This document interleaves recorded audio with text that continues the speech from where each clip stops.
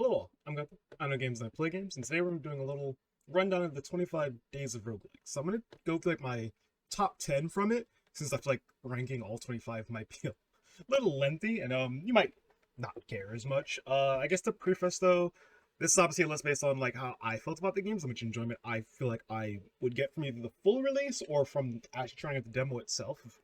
Kind of because some of them are. Pretty much if it's in the days of if it's in the 25 days roguelikes, I probably liked it to some extent. The games I tried that I didn't enjoy did not make it to the 25 days because I figured no one wants to watch me just like not enjoy myself for like half an hour, 15 minutes. But we'll start. So number 10 for me, I'll be placing footage as we go along. Would have to be Undergrave. I really like that game. I feel like it's one of those like maybe like kind of want more from it, and like from that me more so being like I wanted to play more and see more from it. So I think it did a good job as a demo, and it really felt interesting in regards to how the tactics of it worked, and I think that was really enjoyable. Also, the art and animations were stellar. Next up's number 9, Mobs Inc. That's another one where, like, I really enjoyed it. I wanted more. I get myself dumping a ton of hours into it. It felt like an interesting kind of Vampire Survivors, but kind of not in its own direction. And I think the chase to kind of like make sure you don't get fired by not getting kills made it really good. Like it just kind of drove me to keep going. So I'd like to see like what more they could add there meta progression wise, or just spicing runs up. After that's Dead Estate. Dead Estate's my number 8. My main reason why I don't rank it higher is I love the Resident Evil vibes of it and everything. I'm just not really a fan of how it handles the like 2.5D structure and how the gameplay is. But I do like everything else for the most part. It's like really fun, very hectic, but that part kind of does take it away from me. But the art's also really amazing, and I'm a big Cordelia fan. Next up is number 7, DREAMEATER. I love DREAMEATER. I don't think it falls into your typical idea of a roguelike, but I like it in the idea that it felt like an interesting experience. It made me kind of like, I don't know, it made me think a lot and like enjoy it. It just felt like a interesting go into the story and everything, and makes me want to see more from this developer, and also makes me somehow want to play Fear and Hunger. Next up is Alina of the Arena.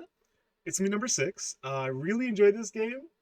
Very good mix of tactics, not really a Fire Emblem style, but kind of a grid-based fighting and picking up items in the fights as you're doing it. It felt really good, like the really solid gameplay, and I just enjoyed it all the way through. I just had to think more, and you can't really rush it, but it's a really good game. After that would be a number 5, which is Folder Dungeon. Very simplistic, but just very fun. It's like a game I could see myself just delving down into, like, if you've ever been poorly organized, especially in regards to folders or at a job where you have to go through folders. It is kind of fun to actually dive through and figure out where things are. I think it was really fun because of that. Number 4 is Wallworld. I wanted to try this game for a while, maybe because I had wanted to try Domekeeper, and this is very similar to it. I haven't played Domekeeper to see how much of a difference there is, but from what I played, it felt really good. It's a game I get to myself playing more so portably than a lot of the other games here. I don't know why, it's my brain functions like that sometimes. After that is Dungeon Drafters. Dungeon Drafters is really good. I love the art, love the animations, the combat felt really solid. I think this one's like it almost didn't feel indie to me how good it was. I could double check to see if it is, because maybe I was wrong. It actually is indie. It was not indie, and I'm like gassing up a game. It's like a triple A, but I don't think it was. But it felt really good, and it just was a good direction. I want to try all the other characters, and I can't wait to dive back more into that one. My number 2 would be Zet Zillions. The art style hooked me in. The Slay the Spire-esque gameplay hooked me in. The talking hooked me in. It kind of had that good balancing act where for some roguelikes, the problem is when they try to set up a lot of storytelling, they end up in a problem where they don't balance it well enough.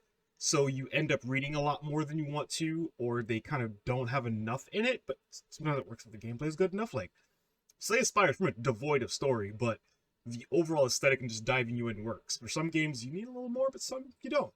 But this one had a good mix of both, in my opinion.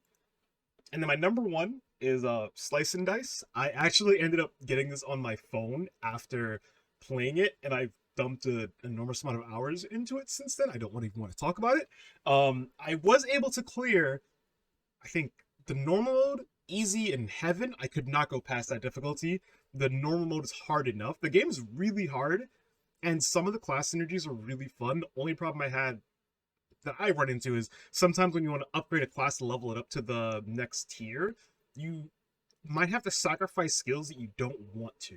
So since you have a linear path or a proper branching path, you can end up in a situation where it's actually better to not upgrade, because if you do, you might end up like, dying. But that's pretty much my list. I'd like to hear your thoughts on which of the 25 days roguelike games you found interesting, and if you want to see me feature any more roguelikes or spotlights. But I will leave a link in the description for all of the videos I covered. Sorry, all the games. I think they were all really good. And as I said, if I didn't enjoy it, I wouldn't have put it here.